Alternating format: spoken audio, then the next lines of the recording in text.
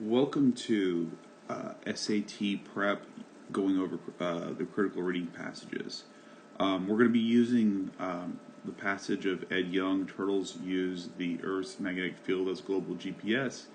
It's actually really easy to pull up. It exists in your, if you have the blue book, it exists in your blue book, the official SAT guide. But you can simply Google this passage, literally just Google Ed Young, Turtles Use the Earth's Magnetic Field as Global GPS, SAT, and this will pop up. And so what we're going to do is I'm going to go through a couple of rules in regard to how to approach these questions in order to try to maximize your time and get you through the SAT. So the first point is actually time. So it's very important that when you study at the end of the day, you realize how much time you have for each passage. So the critical reading section, you are going to have 65 minutes and 5 passages. So doing a little math here, 65 divided by 5 means you're going to basically have 13 minutes per passage. Now, you can take, when you're prepping, I actually recommend that you prep and maybe do something like 12 minutes or 11 minutes. Because when you take the actual test, chances are you're probably going to take a little longer than what you think.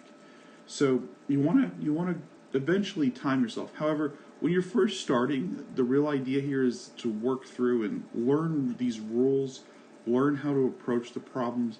Don't think too much about time till the very end. Initially, think about, am I understanding what I'm doing? If I missed a question, do I get why I'm missing? So this is a rule that kind of applies at the end of the day when you're prepping. When you're doing those last sort of tests to make sure that you're ready, you want to make sure that you got to finish each passage in 13 minutes or less. Okay.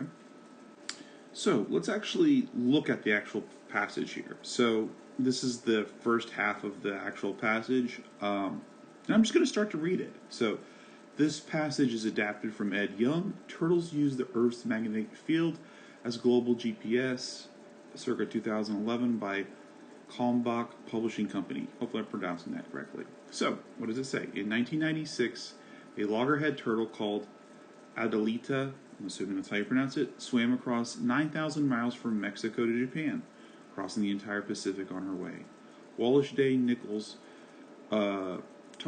tracked this epic journey from a satellite tag, but Adelita herself had no such technology at her disposal. How did she steer a route across 2 oceans to find her destination? Nathan Putman has the answer. By testing hatching turtles, I really don't care what's going on. Turtles. Remember the Ninja Turtles? They were awesome. They ate a lot of pizza. Wait, I'm supposed to be reading this passage. Oh, crap. Yeah, that's what ends up happening. So, unless you have a keen interest in turtles and magnetic fields, when you read these passages, your mind will begin to wander as you read through the passage. So one of the worst things that you can do is to read through the entire passage. You will get information if you do that, and some of y'all are fantastic readers, and you actually will ascertain a lot of information, but it's not the most efficient way of approaching it. Okay? So this is rule number 2.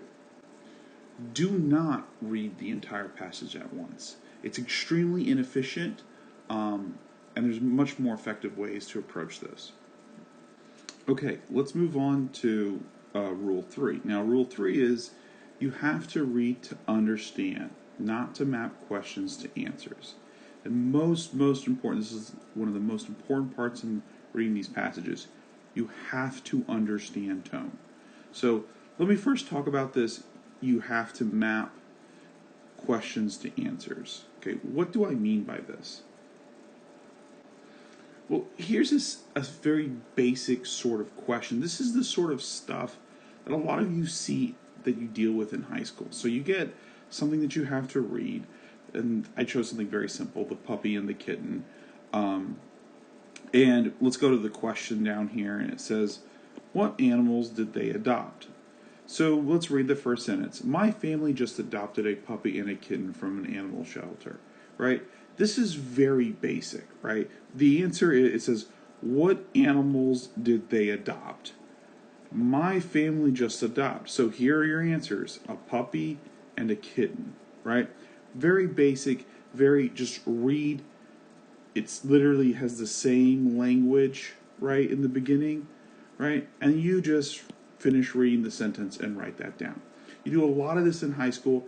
You're not going to see a lot of this on the SAT, but they are going to see phrase the answer choices, some of the answer choices with words to see if you're not actually reading, and those will be some of the answers, and we'll see that shortly.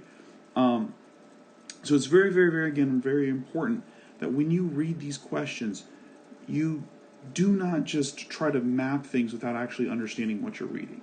Now, when we talk about tone, what exactly am I concerned with? Well, what I want you guys to realize is when you see words like strongly, understand it's not about what's correct, but about the best answer. Okay? So what I mean by that is when you answer these questions, there may be, and there often are, two correct answers.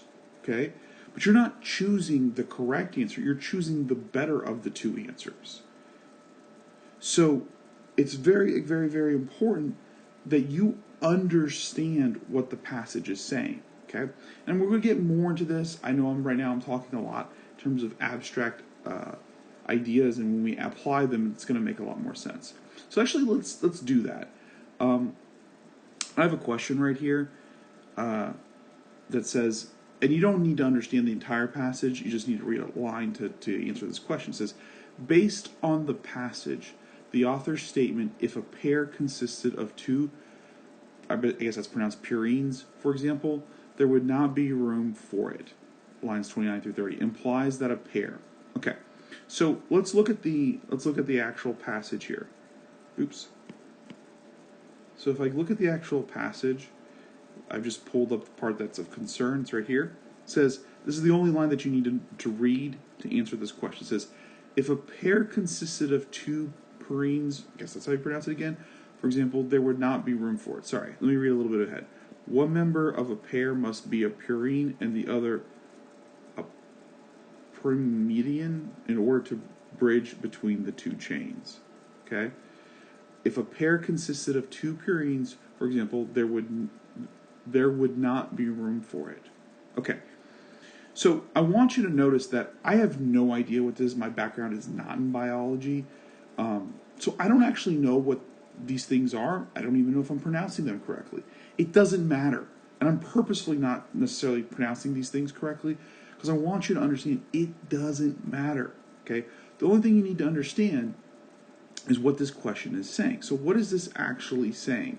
It says, if a pair consisted of two purines, for example, there would not be enough room. Okay? So you have these two things. We'll call purine P1, and we'll call, I don't even know that. I'm sure I'm mispronouncing this, promedian P2. Okay? What this is saying is that if you have two P1s, right, it's going to be more than if you had a P1 and a P2, right? It says here, if a pair consisted of two purines, I'm just going to call it P1. If a pair consisted of two P1s, for example, there would not be room for it. Not room for it means it's too big. It's taking up too much space, right? Now, so the answer is that two P1s is going to be more than a P1 and P2, right? This also implies, it seems to be, that P1 is greater than P2. So this purine is bigger than this permendian, or however you pronounce it, right? So if I look at my answer choices based off of this, then which answer choice is best? Let's see. Of purines would be larger than the space between sugar and phosphate. Well, that has nothing to do with what that phrase was talking about. Of purines would be larger than a pair consisting of a pyrimine and a permidian, right? That sounds pretty much like what we're saying. Something of just pyrimines would be larger than a pair consisting, right? That's what I boxed here. right? That seems to be the case. Let's keep going, though. Of permidians would be larger than a pair of perineums. Well, that's the exact opposite, right? Permidians is P2, but we said P1 is going to be bigger than P2, right? So that can't be correct. And D says consisting of a pyramidian and a pyramidian would be larger than a pair of pyramidians. Now, that's not stated directly, but it could be true, right? So this one could be true, but specifically this is true, right? That's what that sentence is really saying. So this is an example of something where D is a possibility, but B is so much stronger than D.